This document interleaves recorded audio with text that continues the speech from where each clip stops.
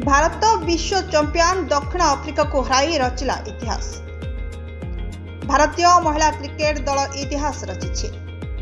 D Y Patil stadium रे रविवार अनुष्ठित final रे दक्षिण आफ्रिका को 52 रन रे परास्त करी हरमनप्रीत कौरଙ୍କ नेतृत्वाधीन टीम इंडिया प्रथम थर पई आईसीसी महिला दिनिकिया विश्वकप ट्रॉफी उठाइछे।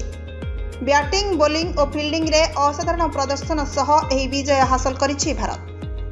टॉस जीति प्रथमे बैटिंग करितिबा भारत ओपनर स्मृति मंधाना और शेफाली वर्मा को शतकीय भागीदारी बल 50 ओवर रे 7 विकेट हराई 298 रन विशाल टार्गेट रखिथिला।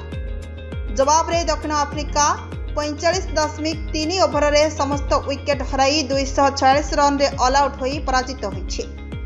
अंतिम मुहूर्त रे डिप्टी शर्मा को जर्कर बॉल रे डी क्लार्कଙ୍କ विकेट नहीं अधिनायिका हरमनप्रीत कौर क्याच धरिथिले।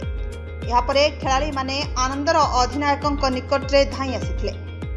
स्टैंड रे रोहित शर्मा मध्य आवेग प्रवण होइतबा देखा दैछि। दर्शक माने एकजुट होई वंदे मातरम ध्वनि रे स्टेडियम को गुंजाई तोलिथिले। वर्ष वर्षर कठिन परिश्रम और विश्वास फल एही विजय बोली खेलाड़ी माने प्रकाश करिसेंती।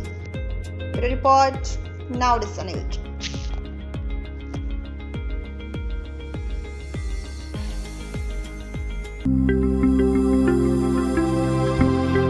लेटेस्ट न्यूज अपडेट पाई www.nowodisha.com को लॉगिन करंतु।